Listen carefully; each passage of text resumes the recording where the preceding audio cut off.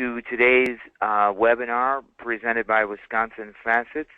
This is the effective practices in the post-secondary transition plan, and we're pleased to have you with us this afternoon.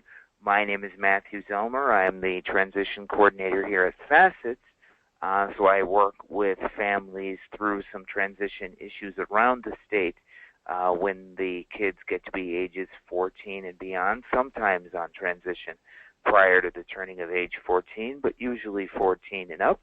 But today we're pleased to have as our guest presenter Pam Jensen, the TIG project coordinator and data person with the Transition Improvement Grant, and she will be able to tell you more about herself as we go along if she chooses. So Pam, take it away. Hello everyone, I'm glad you're joining me during your lunchtime, and hopefully I can answer any questions that you guys have regarding transition and the post-secondary transition plan. My plan for today is to quickly show you the Transition Improvement website and then go through the PTP talking about what areas make transition planning best practice. I'll share with you some examples. We'll talk a little bit about the new federal regulation, WIOA, or the Workforce Innovation and Opportunity Act, and give a resource on becoming 18 and what to do at that point in time. Since we have so few people on the line, it sounds like we only have 4. If at any point you feel like this is information that you already know, and you would like to move in a little bit different direction of maybe answering some questions that you're curious about or that you're struggling with transition, I'd be happy to do that as well. So you can just put that into the chat and Matthew can interrupt me and we can start going in a different direction. We have about an hour and I want to make sure that we answer any questions that you guys have. So I would rather have you stop me and say, hey, can we try something different here, or can you answer some of these questions, other than reviewing information that you already have information about. So this is the Transition Improvement Grant webpage. Across the top you'll see a calendar of events, all the resources that we have. We have some parent resources and youth resources, educator resources. Same here, we have a section for teachers, for parents, for youth. We're not as strong in parent and youth, unfortunately. We turn a lot to our partners of Facets and WISPE to provide us transition resources for parents, but oftentimes work with those agencies to develop resources. Community on Transition. If you are not a member of a community on transition, this is a great opportunity to join one. The county communities on transition focus on transition in that particular county.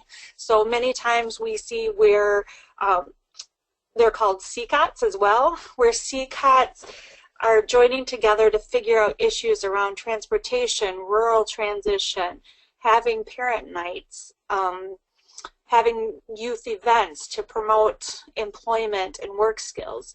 So there's many good things that are happening around the state on CCOTs, and there is one in every county at this point. So if you needed more information on that, you can either click on this tab, or you can contact me or any of our TIG coordinators. TIG projects are projects that our grant is currently focusing on. We have a couple of online tools, the TIP and the GRIP, which are these 2 tools that promote transition planning and that promote graduation rate improvement. We also have our Wisconsin Transition app. Our Transition app mirrors the PTP, which we're going to be going through soon. And Matthew, I can't remember if there's a session on the Transition app or there already has been. But we're very excited about the Transition app. It really puts the language in a little bit friendlier family and youth verbiage than some of the acronyms and things that we use in our world. So I would really encourage everybody to click on this link, give the app a try. Right now we are waiting for that app to hit the Play Store and iTunes. once it does, it will be free. But until then, you can go to witransition.com, and that will also get you that information that you would be able to go through the app. I'm sorry, Pam, there is a transition app training later on this month. Okay, I great. believe it's not next Wednesday, but the Wednesday after, the 29th that would be. But if I am wrong, it's definitely the 22nd then. But that can be found on the events page at wifacets.org. So. Yeah, and that's what I actually have in my calendar too, that next week is DVR 101, which is a great opportunity to learn more about DVR as well, and we'll be talking about them a little bit later. And then also I have the 29th for our transition app. So I won't talk too much more about the app other than that mirrors the PTP, and it's a great way to get the student and family voice into the IEP meeting. And we also have our Wisconsin Self-Directed Transition Lesson Plans, and those are transition lesson plan starters. So also a great resource for educators in teaching transition. There's 15 lessons and just some great information to go through. Then we have our community-based integrated employment project, which is providing technical assistance directly to school districts and providing a stipend to them. And then our big push this year, or a lot of our focus, has been on WIOA, the Workforce Innovation and Opportunity Act. So here's where you can find more information about that as well. About TIG, just talks about the events, our newsletter. We'd love to have you sign up for an account and get that information. We really try hard not to send out more than one thing a week, if that. So we promise not to inundate your emails or your inboxes, but can provide a lot of great information on upcoming events and things that are going on. And then we have an account when you sign up for our website. Okay. So, Pam, we just had a question pop up, and I can answer the second half of it because it came from Jenna about the Milwaukee CCOT. But the first part of the question, and I'm interested in what you would like to tell the audience about how do you join a CCOT? Mm-hmm. So it's very simple to join a CCOT. Underneath our Wisconsin Transition page, hopefully the information is here, but we have a map of all the counties in Wisconsin. So if we look at Milwaukee,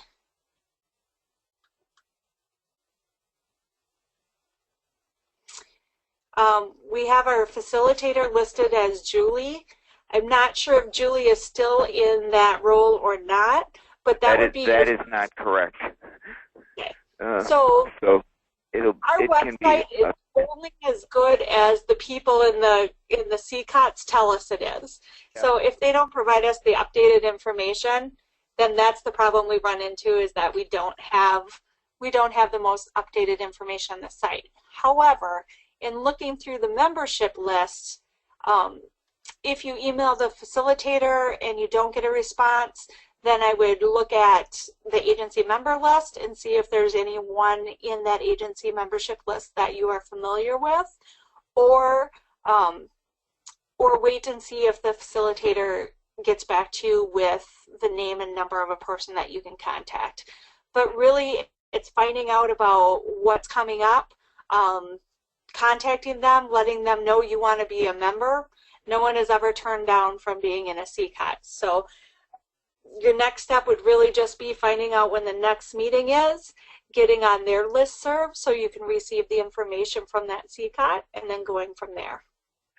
And the second half of the question to Jenna, since I'm a member of the Milwaukee CCOT, I will use the email that you registered for the webinar with, and I will email you the particulars about the Milwaukee CCOT and how you can attend a meeting and get involved in that after the webinar, if that's all right. Sounds perfect. So that was an easy one, Jenna. And then Matthew, at your next meeting, you guys may want to look at your page and see how you would like it to be updated.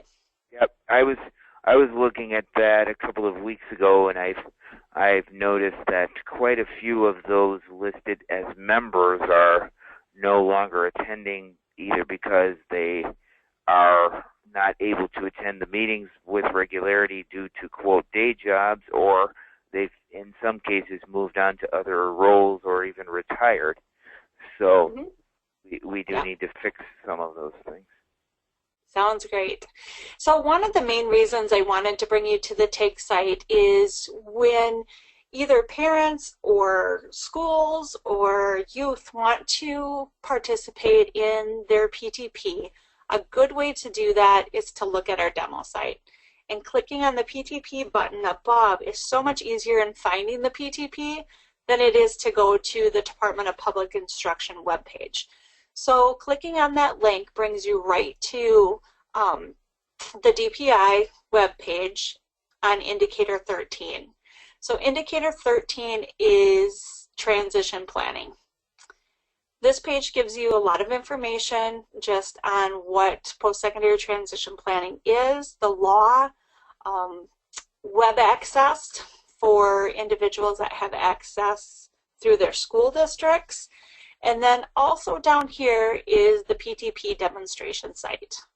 And that's what we're going to look at today.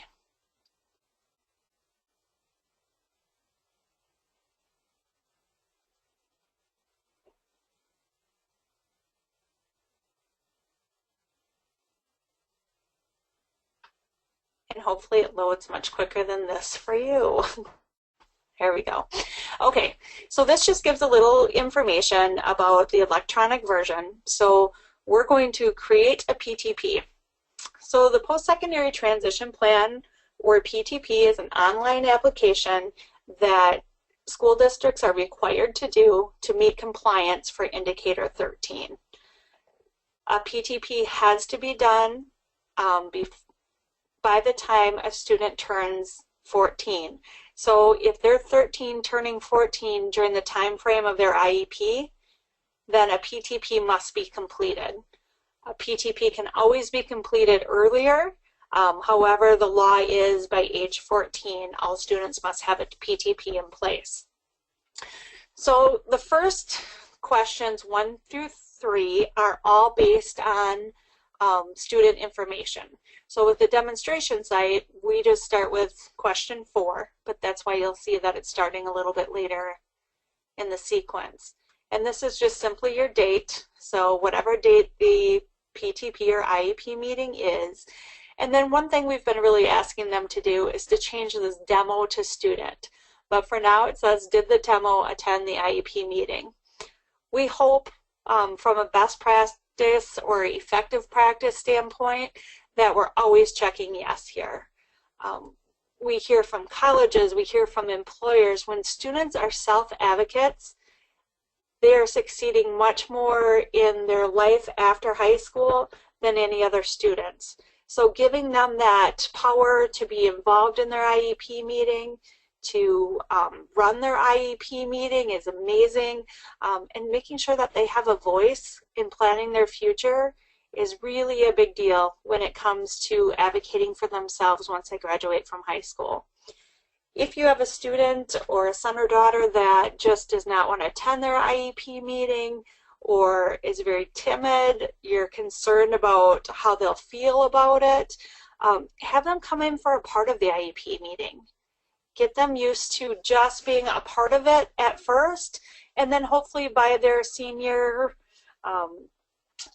year, they're able to run their own IEP meeting. So it can be little steps to get there, but it's really important that they're a part of that planning process.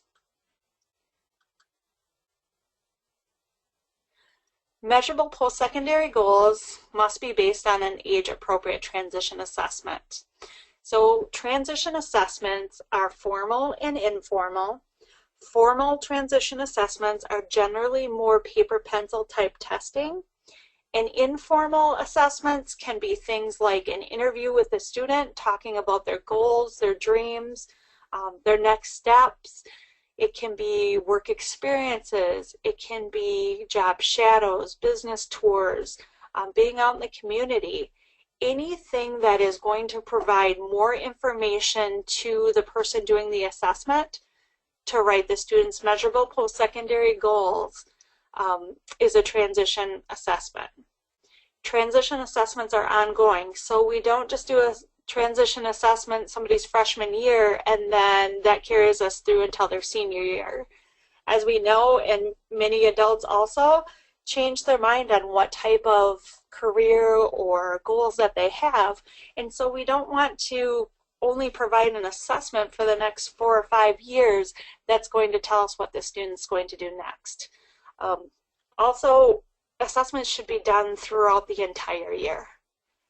Many times it can be just observations in a classroom, like I said, out in the community or on a job setting. So we should always, as educators and parents, be doing transition assessments for our student or child to get the best ideas of what that student would like to do once they graduate from high school. If you check no here, the application will stop and you will not be able to go any further because a transition assessment must be done prior to moving on. So best practice would be to enter information here about the student and what information that you know that would be beneficial. So if we have a student with maybe a more significant disability, some of the information that we may want to add is the type of assessments that were done. And not necessarily if we have a student with a more significant disability, but any student, because we want this to really paint a picture of who that student is. So something we may write would look like a discovery process was completed with Holly and her family, school staff, and community agencies the family is working with. Through this process, that they were able to find employment. They knew that Holly was very interested in greenery type things, towels, folding towels, or doing laundry. If we have questions in this area and we're thinking to ourselves, what is an age-appropriate transition assessment and what do I need to do, then you could always click the Learn More button as well. And this will give you information on what's required and then what is effective practice. So procedural requirements is the bare minimum of what we need to do. And then effective practice is what's going to give us results for that student. And then there's also always resources as well. The Wisconsin Transition Assessment Guide gives ideas and tools that you could use for transition assessments as well, if you're wondering what type could be used. Okay, so we will move on. The next question is about measurable post-secondary goals.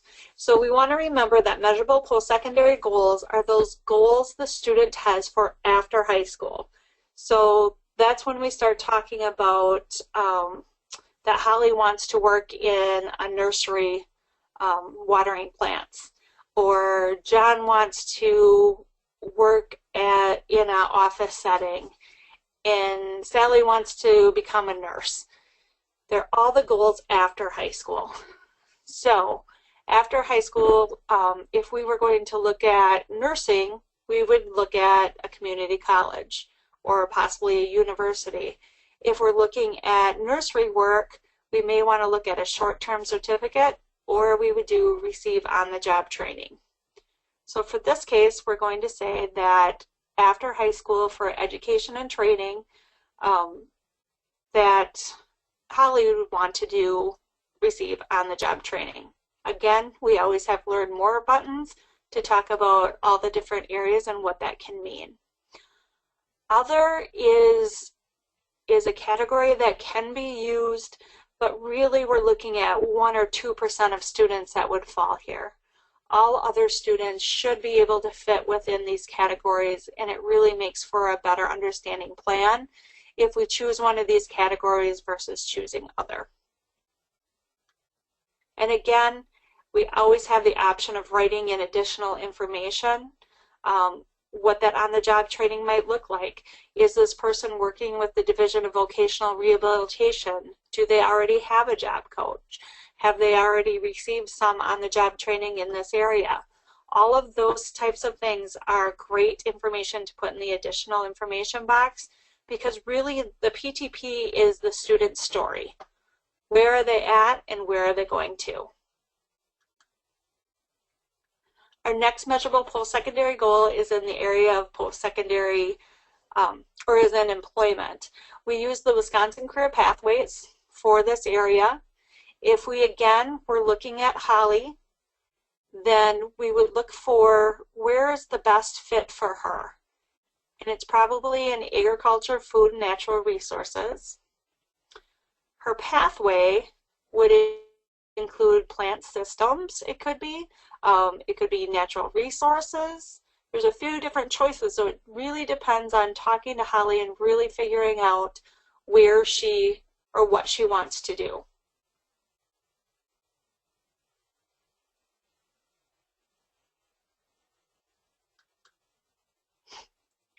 And then choosing her career. And so Holly shows that she would like to be a nursery worker. Again, in Holly's case, she had a lot of difficulty with being able to hold a hose to do different things. So there were some accommodations that were made for Holly to try this job out. So those are types of things that you could put in the informational box. What kind of supports would she need? What has already been tried? What's your next steps? And again, learn more button if you need more information. Where appropriate, the PTP must contain also independent living skills.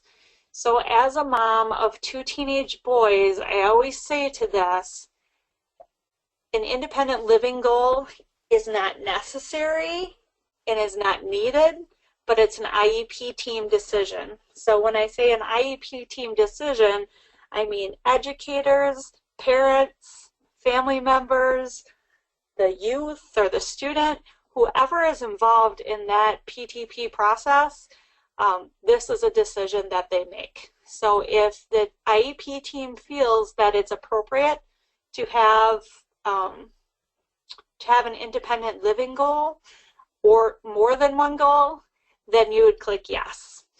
If you do not feel it is, then you would click no, and there would not be any goals added. So we're going to say yes, that Holly could use an independent living goal. And then we have to enter that goal as well. So in just a minute here, I will show you. So if we say that she needs to work with her family case manager to support her daily living skills, we're going to enter that. We're going to add and update it. And now that becomes a part of her plan. So you can enter as many goals as you want in this area, and it will enter into their plan, and we'll see that at the end. Annual goals.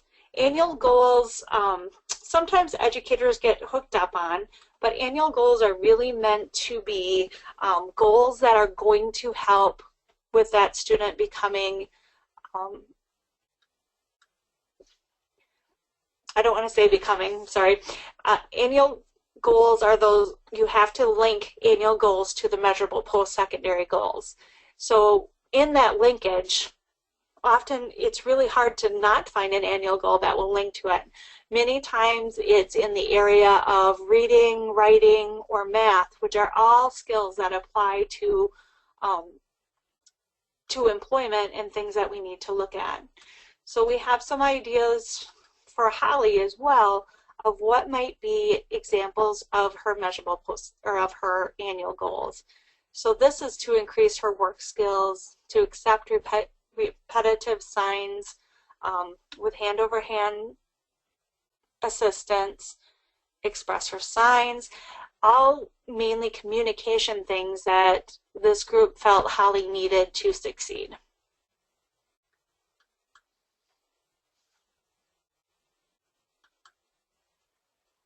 Oh, I'm sorry.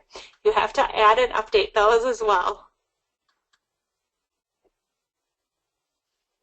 Transition services has been a big area of discussion within the transition field this year because DPI, along with the TIG grant, have worked really hard to match transition services to WIOA regulations. this is really a strong partnership between schools and DVR to provide services to students while they're in school. So transition services are those services or activities that happen in school or during the school day to help individuals meet their measurable post-secondary goals. So when we talk about the measurable post-secondary goals, we talk about them from the standpoint of they are after school. These are the things we're going to do in school to meet those measurable post-secondary goals. So we have 6 categories that align with WIOA, or the Workforce Innovation and Opportunity Act, and they are job exploration counseling services, work-based learning experiences, post-secondary and higher education related services, social and independent living skills training for home, and social and independent living skills training for community. When DVR talks about having categories of pre-employment transition skills, or you may hear them referred to as pre-ETs, they have 5 categories. From the standpoint of school, we felt that separating home and community was important. So that's why you'll see 6 within the PTP, but often in literature or documents that you see, there'll be 5 areas. Just know then that home and community have been combined together. So if we collect information here, maybe that Holly needs job exploration counseling, or depending on what year in school she is, she may have already done that. So then we may put considered but not needed at this time. Then maybe we'll go down to work-based learning experiences. And what does Holly need in this area? We would, just a minute here, the information from the webinar is blocking my screen. Then you'd select all things that apply.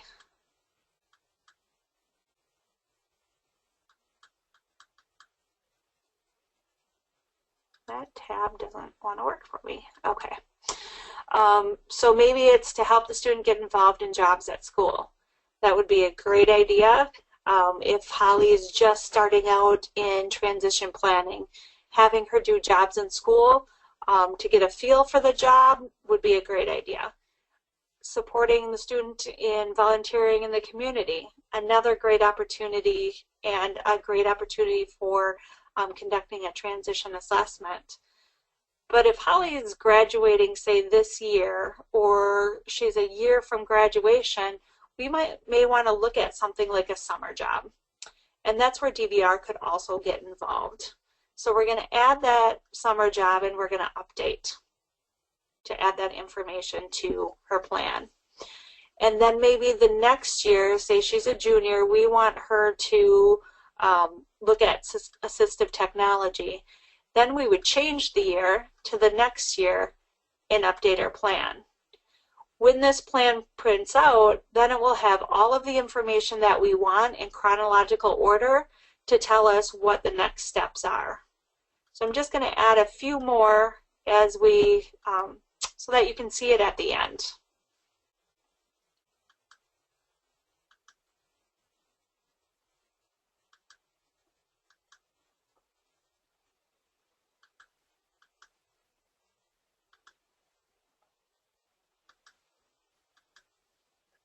Again, there's a Learn More button to provide further information in this area. Okay. Is this a good time to pause and see if there are any questions?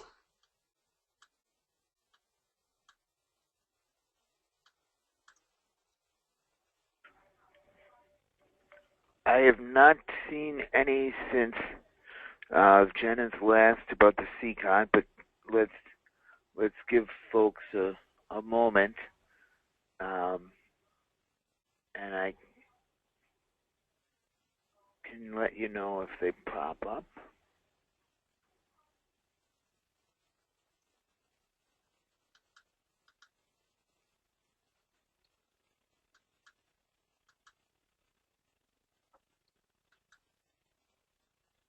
One nice thing about this system as well is that it will tell you if you've made an error. And again, additional information included in this box.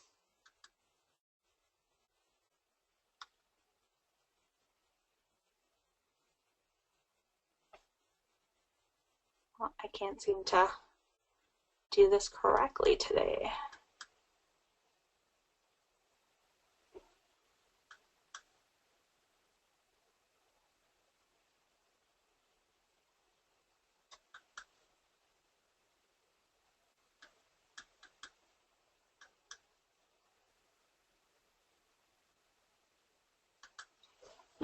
I did forget here also that you may want to add who's responsible for the particular transition service that you're working with. So it may be the educator, the student, and the parents, for just an example.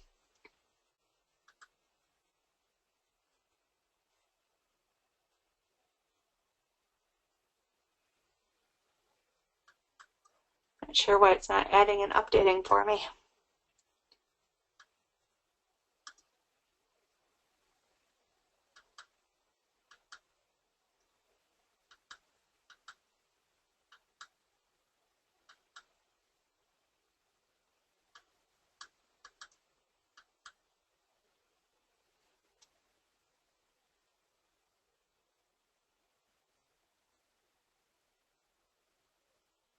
Not save a section for this year.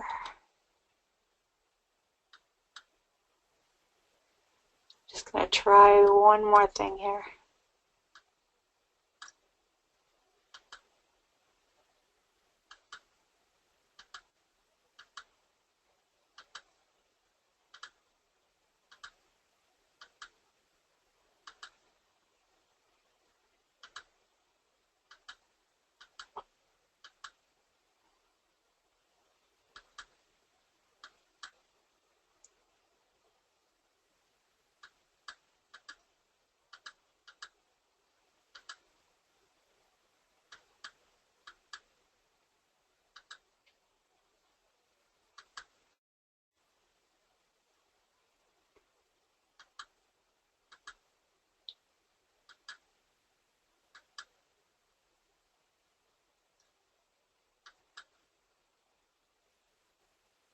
There, that should work. Let's hope. All right, magic. Okay, Matthew, was there any questions? No, not at this time. I was on mute as well, so no. Okay. Okay, outside agencies likely to provide or pay for transition services during the effective dates of the IEP. This is where we want to start inviting outside agencies. Outside agencies are individuals like DVR, independent living centers, ADRCs, college disability services departments, and inviting them to the meetings to also talk about and get them involved with the student or your son or daughter's plan. When you decide to invite these agencies is really up to the IEP team.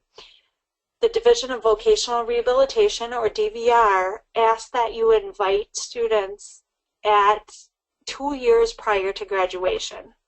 So with that being said, if Holly's graduating when she is 21, you may want to start inviting DVR at the age of 19. If Holly has some significant needs that really need to be looked at closer, then you may want to consider involving DVR much earlier. But their rule of thumb is generally 2 years prior to graduation. DVR has done some unique things in partnering with school districts to pay for a portion of the student's work experience. Maybe the school finds them a work experience and the DVR can provide an OJT or on-the-job training for youth, which would develop a partnership between the employer, the student, and DVR in the school, where DVR could pay for wages. So that's just an example, but it is on a case-by-case how they determine that funds are used. DVR under the new WIOA regulations is required to spend 15% of their funds on youth. So that's millions of dollars that they are now partnering with school districts and working with youth. We have not seen that type of collaboration for some time. So WIOA has really enhanced opportunities for students by schools reaching out to DVR more and DVR reaching out to schools. DVR sometimes has offices within school districts where they may come in every other week or once a month to make sure that their presence is known and the students get to know who the DVR counselor is and what types of services they can provide. So again, the partnership has never been stronger, and we want to make sure we utilize their services. So if Holly is 16, we would probably answer no to this. And if Holly is 18, 19, 20, we would want to answer yes. By answering yes, our next step is to make sure that as a school district that we have parent consent for those agencies to be involved. If a parent chooses to invite a DVR counselor or any other agency that they would like to see their child involved with, a consent does not have to be signed because the parent invited them. But that would be really good information to put in this additional information box of who invited who. The next area is the courses. So you're going to see a few different methods of courses. CWCS is a listing of courses. Many times school districts do not match this list because their courses are called different things. So oftentimes we'll see educators manually enter in. You do not have to manually enter in every class. You can put the entire course, entire list of courses in one area, and then select the school district you're going to add the course. So best practice in this area would be if you have a freshman coming in, that you would put in a 4-year course of study. And thinking about, as some of us went on to college, we sat down with our advisor.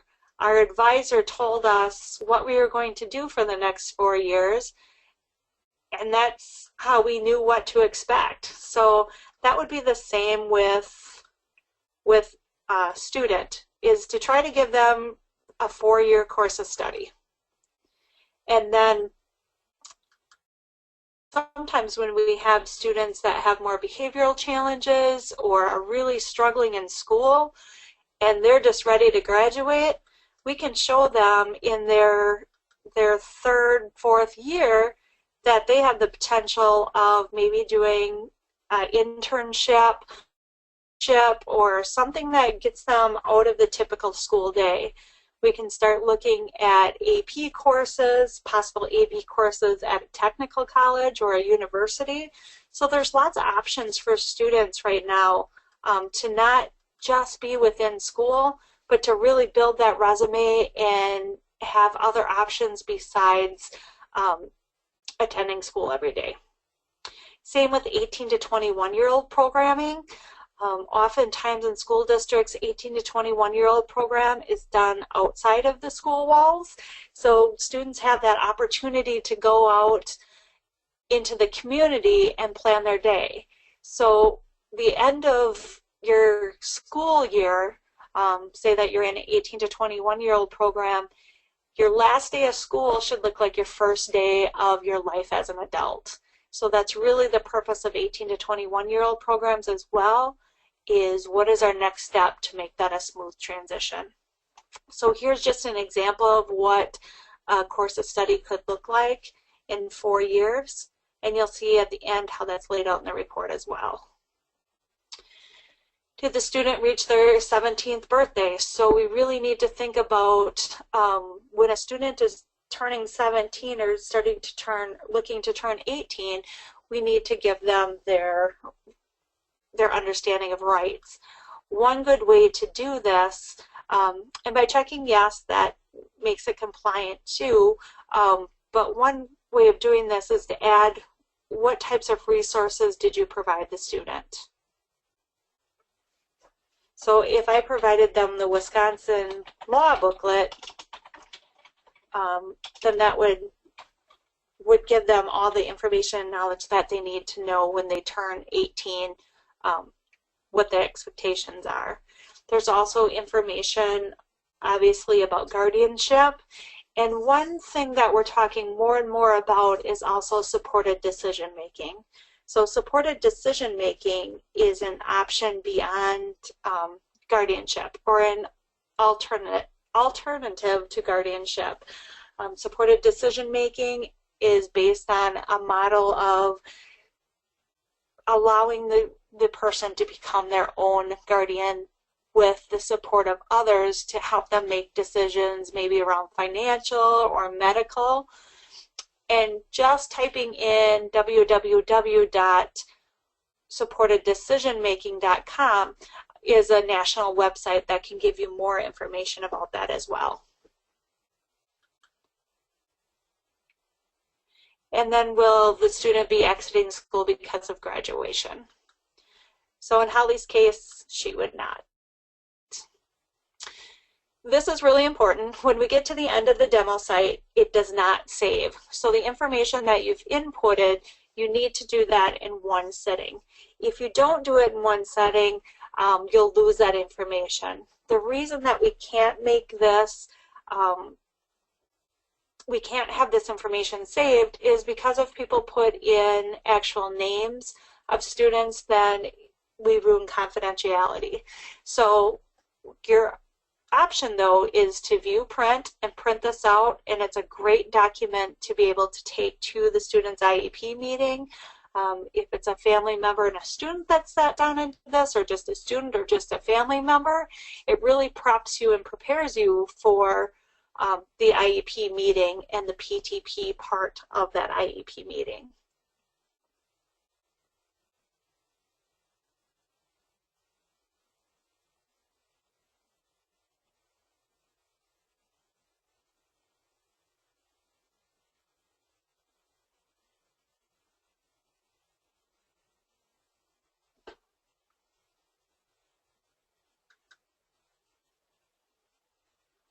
While that loads, here is what I was speaking about regarding the 18 to 21, or the once you're turning 18, what you should know about Wisconsin law, your legal rights and responsibilities. And this is published by the Wisconsin lawyers. The booklet itself is free. You need to pay for shipping and handling. But it gives you all the information on what students should be prepared for when they turn 18. And the laws that go with that. The other thing that I would like to bring to your attention, or to talk about, this is a kind of a fun little way to look at the PTP process. So one of our coordinators, along with a WISPE coordinator, developed this placemat. And so the idea of the placemat is to think about the PTP as a pizza. What do we need to do first? What's the dough? So the dough is the student, right? We need the student center, right in the middle, ready to make plans for themselves. Other people that should make up that IEP team are parents or guardians, the school LEA, a general education teacher, and a special education teacher. We also like to see guidance counselors there, principals, anyone that can spend some time talking about the student's future. Other people that may be included are the outside agencies we talked about and related service providers. So the OTPT individuals, if that applies. Our pizza is the measurable post-secondary goals. So education or job training, employment, and independent living is needed. That's our pizza. That's where we start. What does that student want to do when they graduate from high school? So keeping the end in mind. And then the age-appropriate transition assessment. We need the sauce to make the pizza. And so we need that age-appropriate transition assessments to be ongoing in order to meet those measurable post-secondary goals. When we look at transition services and WIOA pre-ETs, we're also looking at what are ingredients, looking at job exploration, work-based learning opportunities, post-secondary and higher education, social and independent living skills for home and community, and again, self-advocacy and how important that is. Course of study is our baking instructions. What do we need to do for courses during school to again meet those measurable post-secondary goals? Developing annual goals that meet measurable post-secondary goals, remembering age of majority. So that's just kind of a fun little visual to think about transition. And if you're interested, I can also share this with Matthew that you can have as well.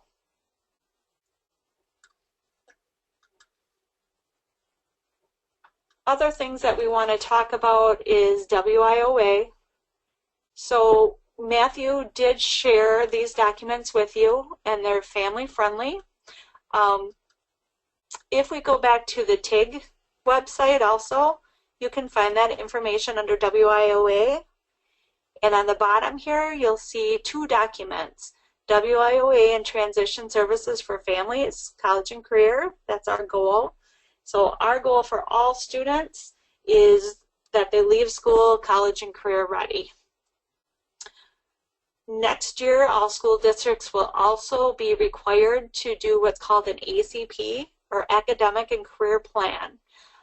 Academic and career plans actually start with students in 6th grade and go on through the course of their graduation date. They will go hand in hand with a PTP, but they do not take the place of a PTP.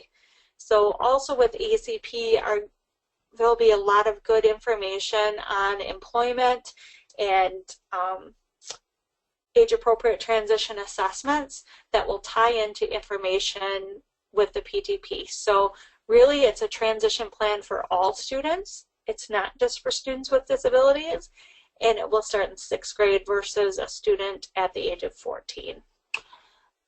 If we just click quickly on these, this is just information on WIOA and the Workforce Innovation and Opportunity Act, what it is, how it supports students, what the law is about, that the goal for all students is competitive integrated employment. It gives information again about the pre-ETs or the transition services in the PTP, and you'll see the 5 areas listed here. Again, number 4, we've added as home and community in the PTP. And here's kind of a visual that's helpful too. So IDEA and WIOA is kind of what drives this. Now, instead of just calling, we've switched IEPs to college and career ready, as we believe all students should leave college and career ready. Self-directed PTPs, or the post-secondary transition plan, is a part of the IEP. So when you send IEPs home, you want to make sure that the PTP is attached. Sometimes that step gets forgotten because the PTP is online. Student-developed ACPs, again, will start next year, 6th grade and above. And then DVR employment services and pre-ETs. IPEs are DVR plans. So schools have IEPs, DVR has IPEs. All of these things, the ultimate goal is competitive integrated employment for all students.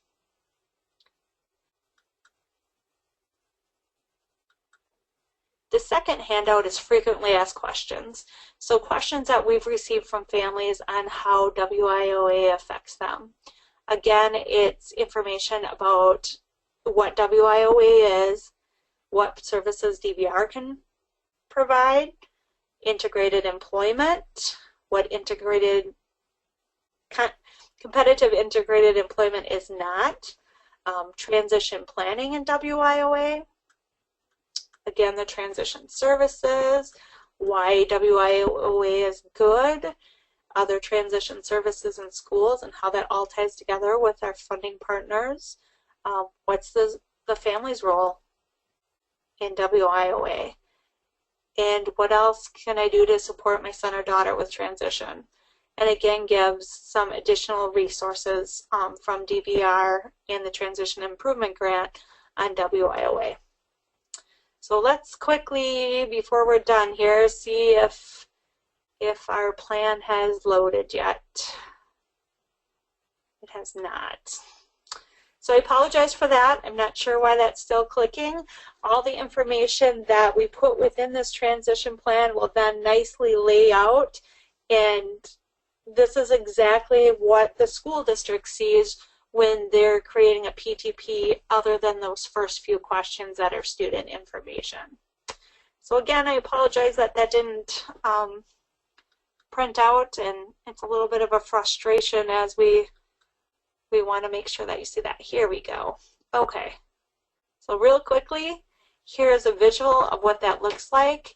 It has our measurable post-secondary goals in the 3 areas, annual goals, transition services listed out by year.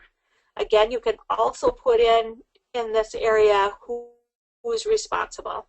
So who are we asking to support those transition services? Again, transition services are those services that are happening in school, outside agencies if we were to invite any, course of study, again a 4-year course of study, transfer of rights and how that was given. So then you can simply print this out and bring it with you to your PTP meeting or IEP meeting. I realize we only have a few minutes left, but if there's any questions or anyone wants to stay on a little bit longer, I would be happy to do that as well.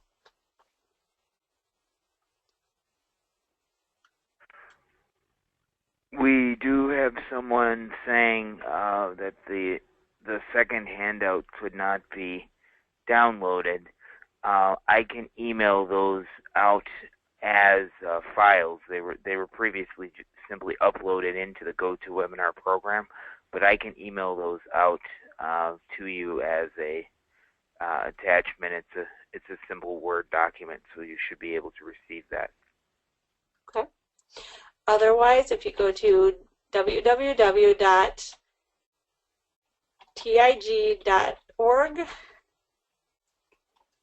oh, I'm sorry, WITIG, you can come to our website, and under TIG projects is WIOA information.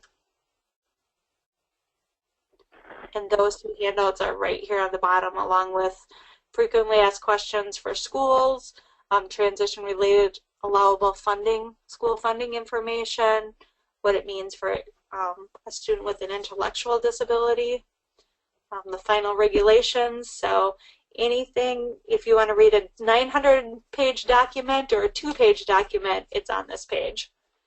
So again, that's under TIG projects.